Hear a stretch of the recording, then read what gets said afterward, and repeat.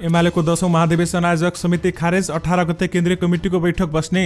जुलाईमा अन्तर्राष्ट्रिय उडानको तालिका कस्तो छ त? यसबारे पुरै जानकारी। कोरोना सम्बन्धी त्रुटिले उत्तर कोरिया संकटमा छ भन्दै किम जोङ उनको भनाई। लोकसेवाका रोकिएका परीक्षाहरू 15 साउनदेखि हुने। पूर्व माओवादी नेता सहित 8 जनालाई स्थायी कमिटिमा थप। जलनाथ खनालको उपचार खर्च एमालेले बेहोर्ने। एमाले बैठकमा मन्त्री कृष्ण गोपाल श्रेष्ठको राजीनामा माग। यात्रुसँग बढी भाडा लिएको आरोपमा काठमाडौँबाट 8 जना पक्राउ परे। कोरोना फैलिएसँगै अस्ट्रेलियाका प्रमुख 7 शहरमा लकडाउन। सहन्यायाधीशपक्ताको तर्क। राष्ट्रपतिको निर्णय मान्नु अहिलेको उत्तम निकास। हिरासतबाट निस्केकी घरबेटी प्रधानले दिन रूपा सुनार विरुद्ध उजुरी। मन्त्री कृष्ण गोपाल श्रेष्ठले भने गल्ती महसुस भएको छ, आइन्दा यस्तो गर्दिन। आगामी 3 दिन भारी वर्षाको सम्भावना। दैनिक जीवनयापन प्रभावित हुन सक्ने। एमालेमा आयोजक कमिटिको कुनै वैधता छैन भन्दै गोकर्ण विष्टको भनाई। संसदीय शासन प्रणालीमाथि नै प्रहारको आशंका बढ्यो भन्दै सभामुख अग्निप्रसाद सापकोटाको भनाई। निधिलाई पौडेलको प्रश्न। समायोजनको नाममा आफू खुसी किन क्रियाशील सदस्य थपियो? एमाले महाधिवेशन आयोजक कमिटी भङ्ग। नेपाल समूहको कारबाही फुकुवा। राष्ट्रिय सभा अधिवेशनको तयारी पूरा भयो। एमाले नेता माधव नेपाल र पृथ्वी सुब्बा गुरुङ बीच 4 घण्टा छलफल। यसबारे पुरै जानकारी पनि आजकै भिडियोमा। दर्शकवृन्द नमस्कार, तपाईहरुलाई फेरि पनि स्वागत छ हाम्रो च्यानल स्मार्ट खबरमा। दैनिकी जस्तै तपाईहरुमा देश तथा विदेशका केही महत्त्वपूर्ण अनि मुख्य समाचारहरू लिएर उपस्थित भइसकेका छौं। हाम्रो मेहनतको लागि तपाईहरुले यो भिडियोलाई एउटा सानो लाइक गरी सक्दो शेयर गर्न पनि नबिर्सिनु होला। त्यसैगरी यदि तपाईहरुले अहिलेसम्म हाम्रो च्यानल स्मार्ट खबरलाई सब्स्क्राइब गर्नु भएको छैन भने सब्स्क्राइब गर्नु होला। साथै छेउमा रहेको बेल घण्टीमा क्लिक गरी अलमा क्लिक गर्न पनि नबिर्सिनु होला। आउनुहोस् आजको पहिलो समाचारतर्फ लागौं। दर्शकवृन्द, दलित भन्दै कोठा नदीको आरोपमा 3 दिन हिरासतमा बसेकी घरबेटी सरस्वती प्रधानले उजुरी दिएकी छिन्। उनले आफ्नो अनुमति बिना फोन रेकर्ड गरी व्यक्तिगत जीवनको स्वतन्त्रता हनन गरेको आरोपमा मानवाधिकार आयोगमा उजुरी दिएकी हुन्। उजुरीमा सरस्वतीले अपराधिक नियतका साथ रूपाले आवश्यकता बिना नै कोठा खोज्न आएर बहानाबाजी गरेको दावी समेत गरेकी छिन्। मेरो मन्जुरी बेगर फोन रेकर्ड गरी त्यसकै प्रमाण सिर्जना गरी मेरो विरुद्ध छुवाछुतको उजुरी दिई गैर कानुनी एवं मेरो वैयक्तिक जीवनको स्वतन्त्रता विपरीत हुने गरी पूर्वाग्रह पूर्वक थुनाइएको छ भन्दै उनले उजुरीमा भनेकी छन्। 2वटा कोठा 12,000 रुपियाँमा दिने भनेर कुरा मिलिसक्दा रूपाले नै जातको कुरा निकालिसकेको सरस्वतीले बताएकी छन् भने साथै उनी आफ्नो आमालाई देखाउनु पर्छ भनेर हिँडेको सरस्वतीको भनाइ रहेको छ। सरस्वतीले रूपासहित उनीसँग आएका 2 साथीहरूलाई पनि कारबाहीको माग गरेकी थिइन्। विशेष गरी हिरासतबाट निस्केकी घरबेटी प्रधानले रूपा सुनार विरुद्ध उजुरी दिएकी छन्। आउनुहोस् अब अर्को समाचारतर्फ लागौं। दर्शकवृन्द, नेकपा एमालेको 10औं राष्ट्रिय महाधिवेशन आयोजक कमिटिको बैठकमा मन्त्री कृष्ण गोपाल श्रेष्ठबारे प्रश्न उठेको छ। केन्द्रीय सदस्य जगत विश्वकर्माले मन्त्री श्रेष्ठबारे प्रश्न गरेका हुन्। जातीय विभेदलाई प्रशय दिने काम गरेकाले मन्त्री श्रेष्ठले राजीनामा दिनुपर्ने माग नेता विश्वकर्माले गरेका हुन्। मन्त्री श्रेष्ठको कदमबारे अध्यक्ष एवं प्रधानमन्त्री केपी शर्मा ओलीलाई समेत गम्भीर हुन आग्रह गरिएको छ भने नेपाल उत्पीडित जातीय मुक्ति समाजको तर्फबाट प्रधानमन्त्रीलाई ध्यानाकर्षण समेत गराइएको छ। विशेष गरी एमालेको बैठकमा मन्त्री कृष्ण गोपाल श्रेष्ठको राजीनामा माग गरिएको छ। आउनुहोस् अब अर्को समाचारतर्फ लागौं। दर्शकवृन्द, यात्रुसँग तोकिएको भन्दा बढी भाडा लिएको आरोपमा ट्राफिक प्रहरीले काठमाडौँबाट 8 जनालाई पक्राउ गरेको छ। काठमाडौँ बाहिर जाने यात्रुहरूसँग तोकिएको भन्दा तीव्र बढी भाडाले ठगी गरेको पाएपछि 6 जनालाई नयाँ बस पार्क र 2 जनालाई कोटेश्वरबाट पक्राउ गरिएको महानगरीय ट्राफिक प्रहरी महाशाखाका प्रमुख प्रहरी वरिष्ठ उपरीक्षक जनक भट्टराईले जानकारी दिनुभएको छ।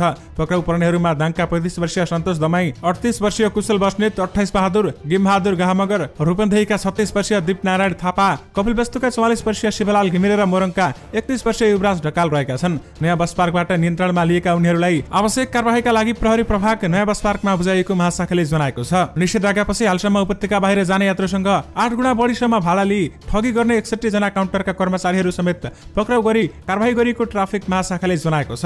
ट्राफिक महाशाखाले तोकिएको भन्दा बढी भाडा लिएमा प्रहरीको हटलाइन 100 वा ट्राफिक कन्ट्रोल नम्बर 103 मा सम्पर्क गर्न समेत अनुरोध गरेको छ। विशेष गरी यात्रुसँग बढी भाडा लिएको आरोपमा काठमाडौँबाट 8 जना पक्राउ परेका छन्। आउनुहोस् अब अर्को समाचारतर्फ लागौं। दर्शकवृन्द, जातीय विभेदलाई प्रशय दिएको आरोप लागेका शिक्षा मन्त्री कृष्ण गोपाल श्रेष्ठले राष्ट्रिय मानवाधिकार आयोग समक्ष गल्ती महसुस भएको बताएका छन्। आयोग पदाधिकारीहरूसँगको छलफलमा मन्त्री श्रेष्ठले गल्ती गरेको महसुस भएको र आइन्दा यस्तो गल्ती नगर्ने बताएका हुन्। राष्ट्रिय मानवाधिकार आयोगले बुधबार विज्ञप्ति जारी गरी मन्त्री श्रेष्ठले आफूले गल्ती महसुस गरेको बताएको उल्लेख गरेको छ भने छलफलका क्रममा मन्त्री श्रेष्ठले उक्त घटनामा नहुनुपर्ने कुरा भएको, उक्त घटनामा आफू झण्डासहितको सरकारी गाडीमा नगएको भए हुन्थ्यो भन्ने कुरा महसुस गरेको र भविष्यमा यस प्रकारका घटना नदोहोरिनेमा आफू सचेत रहने बताउनु भएको छ। आयोगका प्रवक्ता टीकाराम पोखरेलले जारी गरेको विज्ञप्तिमा भनिएको छ, श्रेष्ठलाई आयोगका अध्यक्ष तथा सदस्यहरूको यस किसिमको घटना नदोहोर्याउन निर्देशन दिएको आयोगले जनाएको छ। आयोगले जातीय विभेद तथा छुवाछुत जस्तो संवेदनशील घटनामा संलग्न दोषीलाई संरक्षण नगर्न, यस्ता घटनाको निष्पक्ष र प्रभावकारी अनुसन्धान मार्फत दोषीलाई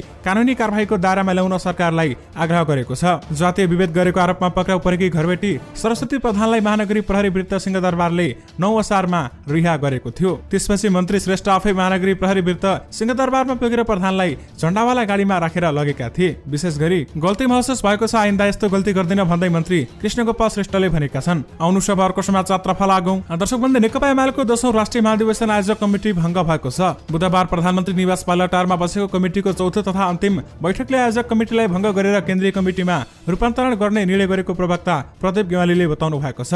महाधिवेशन आयोजक कमिटी भङ्ग भएपछि अब पार्टीमा पुरानै संरचना क्रियाशील हुनेछ भने पार्टीमा माधव नेपाल समूहलाई गरेको कारबाही स्वतः फुकुवा हुने भएको बताएका छन्। चैत 7 गते बसेको केन्द्रीय कमिटीको बैठकले 10औं राष्ट्रिय महाधिवेशन आयोजक कमिटी रूपान्तरित गर्ने निर्णय गरेको थियो भने पार्टी एकतालाई आजको बैठकले महत्त्वपूर्ण भूमिका खेल्ने उनको भनाइरहेको छ। बैठकले रामबहादुर थापा बादल, लेखराज भट्ट, टोपबहादुर रायमाझी, मणि थापा, रघुवीर महासेठ, रघुजी पन्त, विष्णु रिमाल र बेदुराम भुसाललाई स्थायी कमिटीमा राख्ने निर्णय गरेको गेवालीले बताउनु भएको छ भने उनीहरू नेकपामा स्थायी कमिटीमा थिए। आयोजक कमिटी केन्द्रीय कमिटीमा रूपान्तरण गरेपछि पहिलो बैठक 18 गते शुक्रबार 11 बजे बस्ने निर्णय भएको छ। कोरोना नियन्त्रण गर्न सरकारले गरेको पहलको उच्च प्रशंसा गर्दै सबैलाई खोप दिलाउन अनुरोध समेत गरेको छ। विशेष गरी एमाले महाधिवेशन आयोजक कमिटी भङ्ग गरिएको छ भने नेपाल समूहको कारबाही फुकुवा गरिएको छ।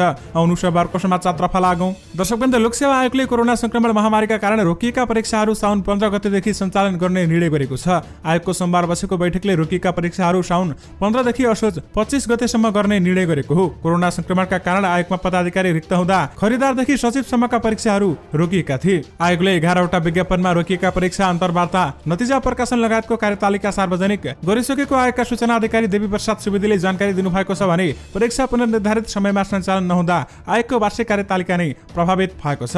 रोकिएका परीक्षाहरू 3 देखि 4 महिनाभित्र सञ्चालन गरिसक्ने लक्ष्य रहेको छ भने परीक्षाहरू जति सक्दो छिटो सक्न 2 देखि 3 सिटमा परीक्षा सञ्चालन गर्ने तयारी आयोगले गरेको हो। आउनु सबैको समाचारतर्फ लागौं। दर्शकवृन्द, नेपाल नागरिक उड्डयन प्राधिकरणले जुलाई 2021 का लागि अन्तर्राष्ट्रिय नियमित उडानको तालिका स्वीकृति गरेको छ। यसअनुसार प्रति साता कुल 21 अन्तर्राष्ट्रिय उडान हुने बताइएको छ भने यो तालिका पछिल्लो पटक मन्त्री परिषदले दिएको स्वीकृतिका आधारमा तय गरिएको हो। सरकारले Bharat, Qatar, UAE, Turkey, Saudi Arabia, Kuwait, Malaysia, Oman, Japan, चीन र कोरियाका लागि निश्चित संख्या तोकी नियमित उडान खोलेको छ। कोरिया र चीनबाट भने अझै वायुसेवा कम्पनीले उडानको अनुमति मागेका छैनन् भने अन्य गन्तव्यमा भने सातामा कुल 21 उडानको अनुमति दिएको छ। अनुमति दिएका मुलुकमा नेपाल र सम्बन्धित मुलुक दुवै मुलुकका वायुसेवा कम्पनीले समान उडान अनुमति पाएका छन् भने नेपालका कम्पनी नजाने गन्तव्यमा भने सम्बन्धित मुलुकका वायुसेवा कम्पनीको मात्र उडान हुनेछ।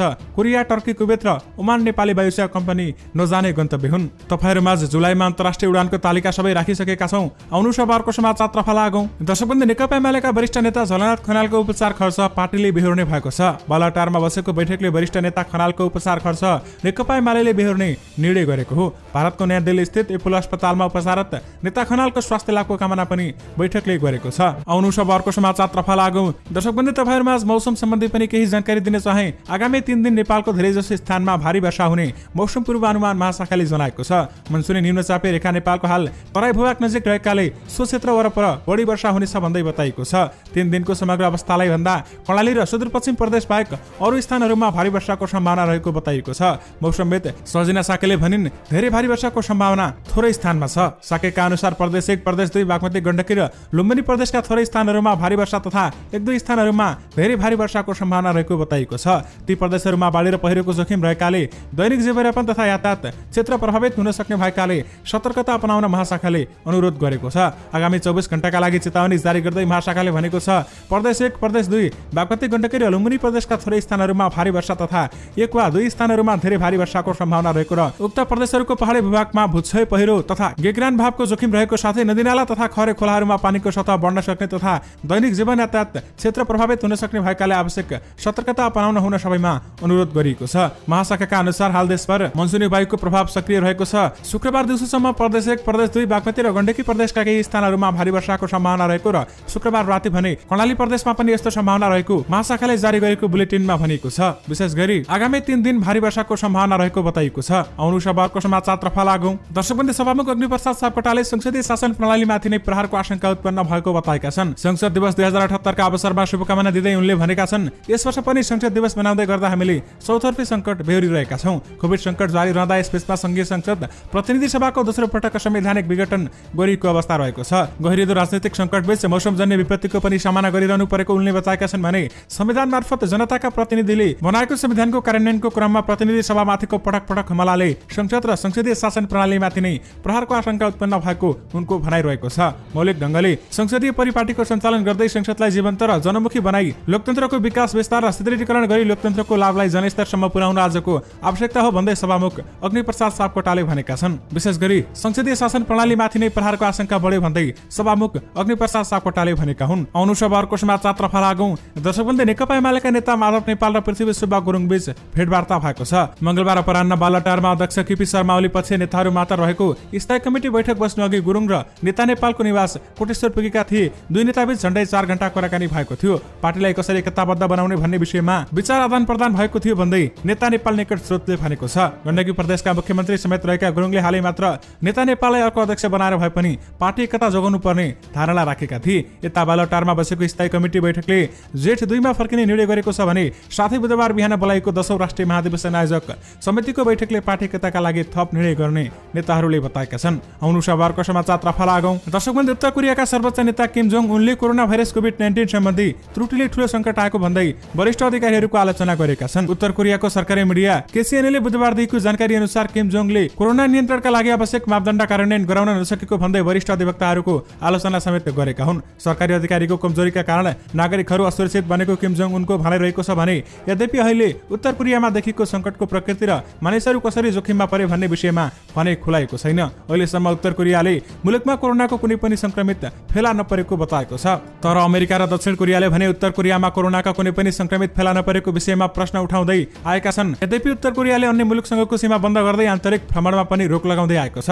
महामारीका साथै अन्तर्राष्ट्रिय प्रतिबन्धको कारण उत्तर कोरियामा खाद्यान्नको संकट देखिएको छ भने साथै उत्तर कोरियाको अर्थतन्त्र पनि कमजोर बन्दै गएको छ। यसअघि किम जोङ उनले उत्तर कोरियामा खाद्य संकट देखिएको बताएका थिए भने उनले सन् 2019 को भोकमरी जस्तो अवस्था हुन सक्ने समेत बताएका थिए। विशेष गरी कोरोना सम्बन्धी त्रुटिले उत्तर कोरिया संकटमा भन्दै किम जोङ उनले भनेका छन्। आउनु सभाको समाचार तर्फ लागौं। दर्शकवृन्द, कोरोना भाइरस कोभिड-19 को संक्रमण फैलिसँगै अस्ट्रेलियाका प्रमुख 7 शहरमा लकडाउन गरिएको छ। निकै संक्रामक मानिने डेल्टा भेरिएन्टको संक्रमण फैलिरहेको अवस्थामा अस्ट्रेलियाका प्रमुख शहरमा लकडाउन गरिएको हो भने अधिकारीहरूले दिएको जानकारी अनुसार बुधबार अस्ट्रेलियामा कोरोना संक्रमितको संख्या थप वृद्धि भएको देखिएको छ। यससँगै अस्ट्रेलियामा डेल्टा भेरिएन्टबाट संक्रमित हुनेको संख्या 200 नागेको छ भने अस्ट्रेलियाको सिडनी, ब्रिस्बेन, पर्थ, डार्विन, टाउन्सभिल्ला र गोल्ड कोस्टमा लकडाउन गरिएको हो। यी 7 शहरको समग्र जनसङ्ख्या अस्ट्रेलियाको कुल जनसङ्ख्याको करिब आधा रहेको छ। बुधबार साउथ अस्ट्रेलियामा पनि कोरोना संक्रमण फैलिसँगै एलिस स्प्रिङ शहरमा पनि लकडाउन गरिएको छ। आउनु सभाको समाचार तर्फ लागौं। दर्शकवृन्द, प्रतिनिधि सभा विघटन विरुद्ध सर्वोच्च अदालतमा परेका रिटहरूमा सरकारको तर्फबाट बहस गर्ने क्रम जारी रहेको छ। संवैधानिक इजलासमा बुधबार बहस गर्दै सहन्यायाधीश वक्ता गोपाल प्रसाद रिजालले राष्ट्रपतिको निर्णय मान्नु अहिलेको उत्तम निकास भएको बताएका छन्। प्रधानमन्त्रीमा प्रस्तुत आधार पुगे नपुगेको हेर्ने अधिकार राष्ट्रपतिमा रहेको भन्दै रिजालले भने राष्ट्रपतिले गरेको निर्णय मानेर जानु अहिलेको उत्तम निकास हो। प्रधानमन्त्री केपी ओलीले राजनैतिक परिस्थिति हेरेर 76 को 4 बमोजिम विश्वासको मत लिन्न भनेको र यसमा कुनै पनि दुराशै नभएको जिकिर गरेका छन्। सरकार गठनको अर्को प्रक्रिया अगाडि बढाउन सिफारिसकै आधारमा 76 को 5 दावी गर्न नपाइने भन्ने रिट निवेदकको भनाई तत्परै नभएको बताउँदै उनले भने सिफारिस गरेपछि संसद पद गएको हो र होइन भनेपछि दावी गर्न मिल्छ, यसमा कुनै पनि दुराशै देखिन्न भन्दै बताइएको छ। अर्का सहन्यायाधीश वक्ता सञ्जीवराज रेग्मीले राष्ट्रपतिको निर्णयमा न्यायिक पुनरावलोकन नहुने तर्क समेत गरेका छन्। विशेष गरी राष्ट्रपतिको निर्णय मान्नु अहिलेकै उत्तम निकास भएको सहन्यायाधीश वक्ताको तर्क रहेको छ। आउनु सभाको समाचार तर्फ लागौं। दर्शकवृन्द, राष्ट्रिय सभाको 8औं अधिवेशनको तयारी पूरा भएको छ।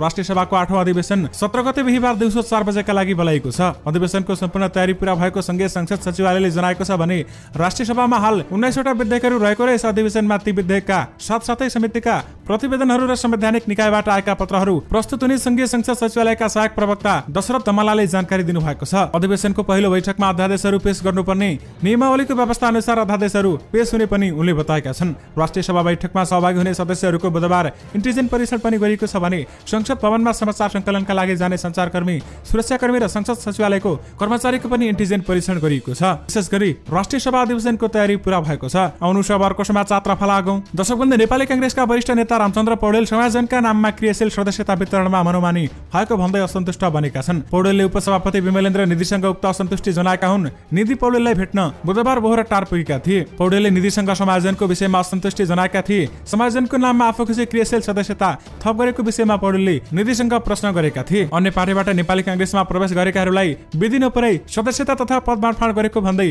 पौडेल निधिसँग आक्रोशित बनेका थिए। आउनु सभाको समाचार तर्फ लागौं। दर्शकवृन्द, 10औं राष्ट्रिय महाधिवेशन आयोजक कमिटी खारेज खारेज गर्ने गरी नेकपा एमालेको बैठक बालाटारमा बसेको छ। यो बैठकमा वरिष्ठ नेता माधव नेपाल सहितका कारबाही गरिएका 11 जना सबैलाई बोलाइएको थियो, तर माधव नेपाल समूहले भने वैधता नरहेको बैठकमा कसैलाई बोलाउनु वा नबोलाउनुको अर्थ नरहने जनाएको छ। एमालेको नवौं महाधिवेशनबाट पारित विधानले महाधिवेशनबाट छानिएको कमिटी मात्रै चिनिन्छ। आयोजक कमिटीको कुनै पनि वैधता छैन भन्दै माधव नेपाल निकट नेता गोकर्ण विष्टले भनेका छन्। विशेष गरी एमालेमा आयोजक कमिटीको कुनै पनि वैधता छैन भन्दै गोकर्ण विष्टले भनेका छन्। दर्शकगण, यो सँगै तपाईहरुमाझ आजका सबै मुख्य समाचारहरू राखिसकेका छौं। फेरि पनि तपाईहरुमाझ नयाँ रिपोर्टहरूको साथमा उपस्थित हुने नै छौं। अहिलेलाई भने मलाई बिदा दिनुस्। नमस्कार।